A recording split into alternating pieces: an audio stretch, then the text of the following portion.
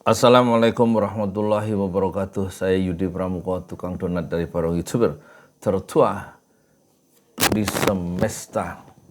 Semoga Allah menganugerahkan kesehatan, keimanan, dan rasa cinta di relung hati kita, sehingga dengan kesehatan, keimanan dan rasa cinta itu kita beragama, kita taat kepada Allah, kita taat kepada Rasulullah Sallallahu Alaihi Wasallam, dan kita mengawal perjalanan Republik Indonesia yang kita cintai bersama-sama ini ke masa depannya. Moga tetap dalam keridhaan Allah.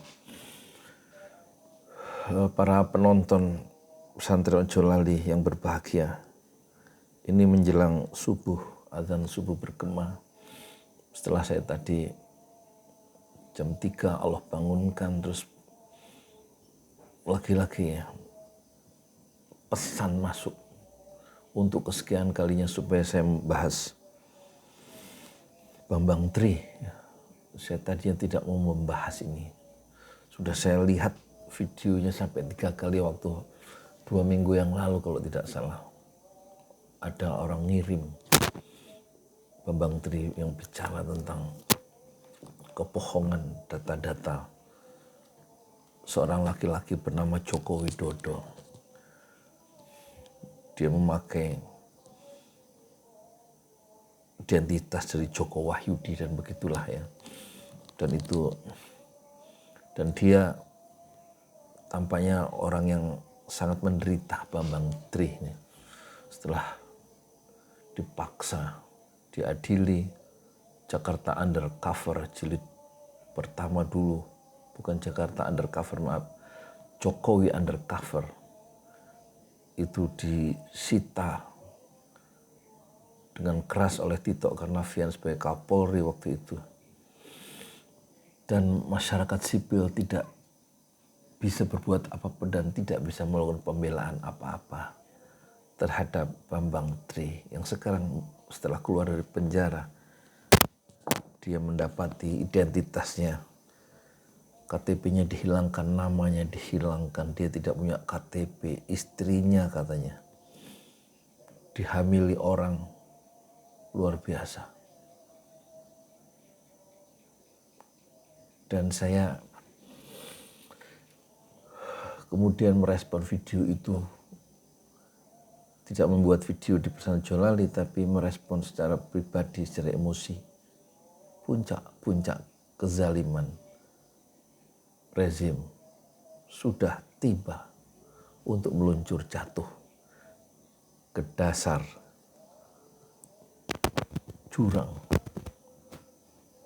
kehancuran hingga berderai di sana.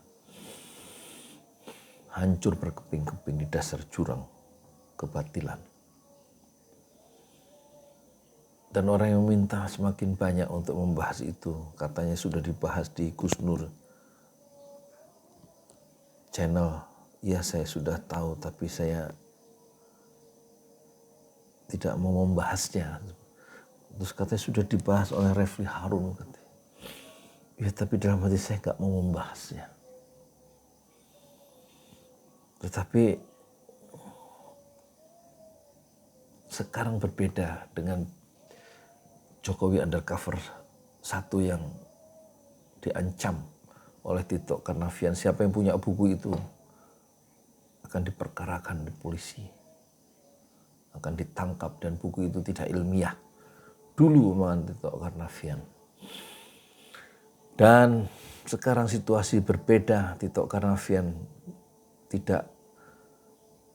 sudah tersandera oleh keputusan-keputusan politik sendiri sebagai Menteri Dalam Negeri, yang dia mendapatkan buah dari pekerjaannya sebagai Kapolri yang berhasil memenangkan pemilu tahap kedua Jokowi. Periode kedua dia dapat kemewahan dengan menjadi Menteri Dalam Negeri, dan sekarang dia mendapat kemewahan baru, ikut menentukan posisi-posisi kepala daerah yang ratusan itu dengan otoritasnya, tetapi di-challenge oleh civil society, dengan keras supaya dia dicopot sebagai Kapolri oleh Presiden karena kebijakan-kebijakan politiknya yang tidak sesuai dengan peraturan Mahkamah Konstitusi atau rekomendasi konstitusi soal pengangkatan pejabat pengganti gubernur, kepala daerah, dan bupati, wali kota, dan seterusnya. Dan kemudian tentu posisi Tito Karnavian sudah sangat lemah di ujung kekuasaan. Yang dia dukungnya juga sangat melemah. Mahfud juga tidak mungkin dia akan mengurusi Jakarta. Bukan Jakarta. Jokowi undercover jilid 2. Posisi wakil presiden yang dulu diincar tidak dia dapatkan. Dan sekarang Mahfud MD tidak punya hope lagi, harapan. Apa yang akan dia dapatkan kalau dia membela dan mengeluarkan statement tentang buku atau tentang Bambang Tri. Luhut tentu mencoba membersihkan dirinya dengan diundang oleh Rocky Gerung TV dan tentu dia senang datang.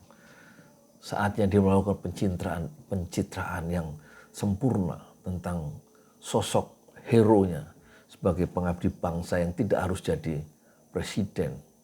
Bolak-balik dia mengatakan itu di Rocky Gerung TV. Sebuah kenikmatan yang diberikan oleh Rocky Gerung TV edisi perdana dengan mengambilkan Ruhut dan memposisikan sang pemilik Rocky Gerung TV dalam posisi yang mandul, tidak kritis. Jadi ini lebih luar biasa sebenarnya. Bambang Tri ini sengaja mungkin ada pihak-pihak tertentu yang membuat ini gaduh, tetapi komunis bermain dan komunis berhasil mendorong pemerintah untuk mengeluarkan kepres yang menguntungkan Partai Komunis dan akan mengganti kerugian-kerugian Partai Komunis dalam korban. G30 SPKI sebagai korban dan kepres itu sudah ditandatangani bulan Agustus. Menurut dua versi Alfian Tanjung, Ustadz Alfian Tanjung, dan versi Ustadz Andri. Dan tujuan jangka panjang itu mungkin ini Bambang Tri akan dibiarkan untuk gaduh, tetapi pihak tertentu bagaimana ratusan triliun sedang disiapkan untuk menjegal pemimpin mendatang yaitu Anies Baswedan, dan bagaimana di dalam keluar keputusan-keputusan strategis di akhir kekuasaan Presiden Jokowi di saat Jokowi diserang oleh Bambang Tri dalam bukunya Jokowi Undercover 2, dan itu mereka tidak pedulikan yang penting. Biarkan Jokowi dijadikan sasaran tembak, tetapi keputusan-keputusan politik yang keluar di akhir kekuasaan Jokowi itu menguntungkan pihak-pihak yang anti-Islam untuk selanjutnya. Karena dia sudah merasa meskipun ratusan triliun disiapkan oleh pihak asing, pihak oligarki, dan antek-anteknya untuk menjaga Anies sebagai pemimpin yang sangat empatik terhadap nilai-nilai syariat Islam, nilai-nilai keadilan sebagai sebuah etik keseluruhan dari ajaran Islam dalam perspektif Fazlur Rahman, pemikir besar dari Pakistan itu, maka mereka akan bermain pasca Anies dengan kebijakan politik yang didorong untuk dikeluarkan oleh Jokowi yang betul-betul menguntungkan mereka dan berakhir dengan pembubaran nanti ormas-ormas Islam. Yang sudah dibubarkan adalah Hizbut Tahrir Indonesia, kemudian Front Pembela Islam.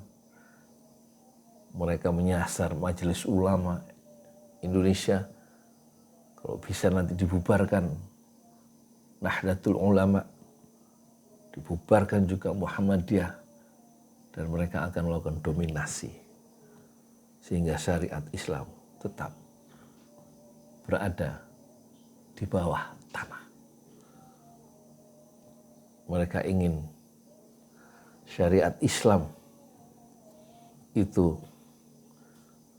selalu undercover dalam peta politik nasional dengan membiarkan Bambang Tri menjadi heboh dan mereka bergerak di bawah tanah. Saya Yudi Pramuko, tukang donat dari para YouTuber, tertua di semesta Fasbir Sabron Jamila. Bersabarlah dengan kesabaran yang indah. Assalamualaikum warahmatullahi wabarakatuh.